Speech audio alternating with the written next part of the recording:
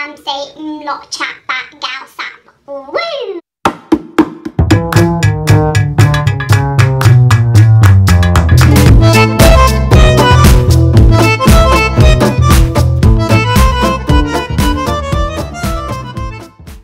Hey guys, welcome back to my channel. I'm very excited as I'm going to be talking about my gap year today. Gap year. As you can see, I'm wearing my gap year hat, my gap year t-shirt which says some like random Cantonese, and my gap year trousers. So I'm just going to be talking about what I actually did on my gap year. You mean gap year?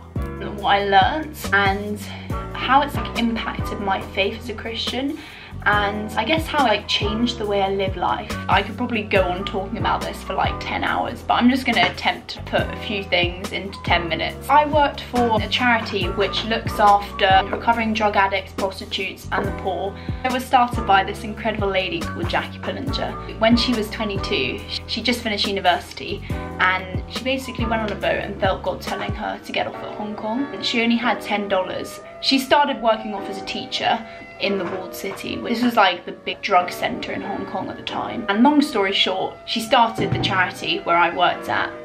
Loads and loads of people just ended up coming off drugs. If you want to read about it, cheeky shout out, read her book Chasing the Dragon. It's honestly, recommend, it's great.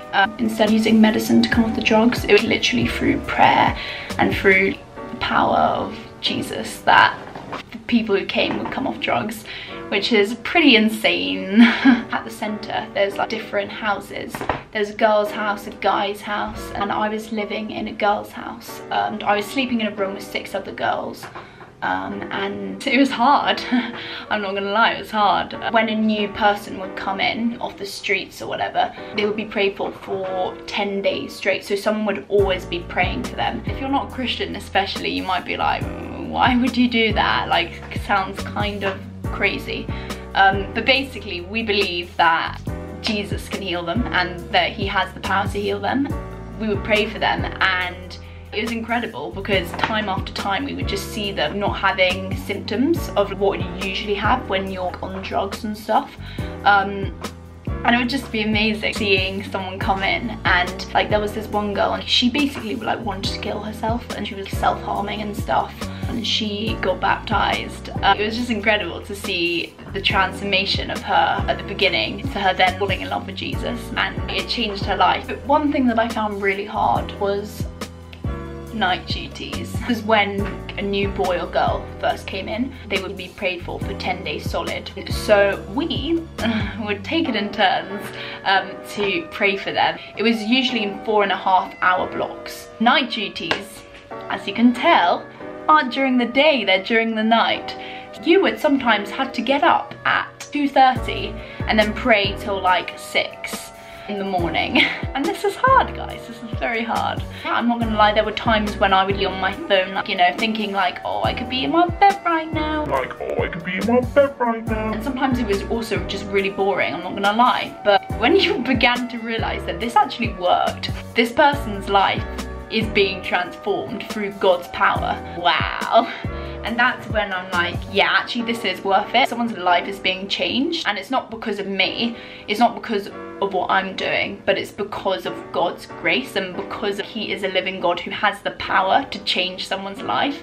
That's insane. Just seeing the transformation in the lives of the people who came in, like that made it worth getting up at like that hour to pray. As gap years, we would go on outreach quite a lot actually. At one point we went on outreach like 6 times a week, which is pretty intense and pretty tiring. Oh yeah, you may be wondering what outreach is. As Christians, we believe that God loves us, so we would go and show that same love to other people. So it was in different forms. One of the outreaches we did was an arts and crafts thing with kids. Another time we would go and give out rice boxes to people on the streets. One particular one was we would basically ask God for pictures. We would then go and find those people. The first time I did it, I was like, I'm not gonna get any pictures, like, This kind of happened for quite a while. So I asked like God, I was like, okay God, please give me a picture. And some bananas popped into my head. I was pretty hungry at the time, So it's kind of like, yeah, that's definitely just me thinking of a random picture. Everyone else was getting super spiritual pictures, like someone on the floor kneeling, someone who wanted to like commit suicide, you know, all these things of like pictures of people that we would then go and find. And I was like, I'm sorry, I'm not showing that banana. And we were continuing to pray, and literally the bananas started to do like a little dance, just like the dance in my intro. If you go back and watch my intro, you'll see the banana doing like this little funky dance, like no joke. That's like literally the dance the banana was doing. And I was like, oh, okay, I better share this. So I shared the bananas. And anyway, we then went to go and find the people. The first woman that we came across was holding a bunch of bananas. Often I think God does give us pictures and you just need to share it. If you're not sure, you think it might just be you, I think often it's just the first thing that comes into your head, and that can be from God. I guess now what I'm different is that I am expectant. God can give me a picture. Like, yeah, sure, there might be times where you don't hear from God, but if you ask, you will receive. So now I go with an expectant heart, believing that God can speak to me just as much as he can to the person next to me. Yeah, if you're not a Christian, again, you might be like, that's so strange. But the thing is, time after time, we would get pictures of people, often very specific, and then we would find those people, and then we would pray with them. Like, there was this one guy that we found, he had like this skin condition, and he ended up coming back to live at a centre. And yeah, it's just like really cool. Something that I really kind of struggled with was like doubting God. But then I was like, hang on a second, all these people who have been drug addicts are coming here and then their lives are being transformed. Jesus is healing them, and come on, like this can't just be like chance. Like either they're completely crazy and bonkers, or like there is a God and that's actually behind this. When it happens time after time, and with when we went out to find the people, you know, when we'd see them every single week, we'd find them and then people would get healed and stuff. Like, come on. Or maybe if someone gets healed once, but when you see healing like time after time after time, it's gotta be God, you know what I mean? Yeah, I basically came to that realization. I also had the immense privilege of going to the Philippines for a week, and I went with the other gap years. Went into the slums, hung out with kids. It was really fun actually.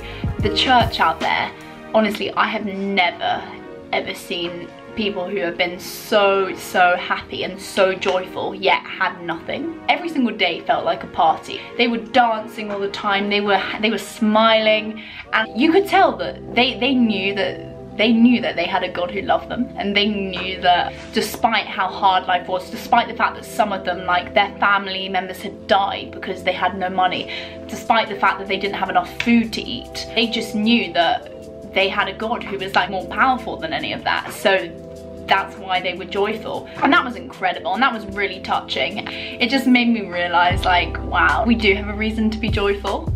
And yeah, one example of an answer to prayer in Hong Kong was at the beginning, me and this girl, Masha, I called her Masha from Russia. Yeah, Masha was from Russia, and we just did not get on. It must have been like a clash in personalities, maybe because we were both away from home. We were both dealing with our personal issues. I was like, oh dear, this is really bad. So I was praying about it. Turns out she had also been praying about it. That's what she told me afterwards. Soon after I started praying, like, we just started bonding over the most ridiculous things. It's crazy because I was like, man, we're never gonna get on. I prayed and we became like so close by the end. I personally don't think that could have happened without God. We literally wouldn't talk unless we had to, just because we didn't get on. And I just think that's a total God thing. Like, I just don't think that you can go from that to being best friends with someone unless God did something. And Masha, if you're watching, absolutely love you, and sending lots of love from England to Russia. So something that I don't have time to go into too much detail here, that I may talk about in the future, but a lot of my insecurities, when I was there, they kind of came to the surface, I guess. So for example, feeling like I wasn't good enough and stuff like this, really felt that there. But like, you know, I realized that actually this is a lie. Like, God says I am good enough. Something that I also struggled quite a lot with was like anxiety and fear as well. I would often go on outreach and I'd be like really scared. And one thing I just really learned was we don't carry our fears alone. God carries them with us. Just cast your anxiety on him because he cares for you. How awesome is that? Like, we don't need to carry our worries and our fears alone. He holds it with us and he can take it away. Like, that is so cool. Like, come on. Come on. God actually wants to be a part of our life. I did learn a lot on my gap year. You mean gap year? It was kind of the turning point in my faith as a Christian as well. I think it was when I realised that it wasn't just a religion, and being a Christian isn't just about being called a Christian, but it's actually about having a relationship with Jesus. And I really didn't properly understand that before. I guess why I've gone to Bible college, because if I hadn't met God in the way that I had, I wouldn't have come to Bible college. Like, I'd be in a normal uni, like living a normal life.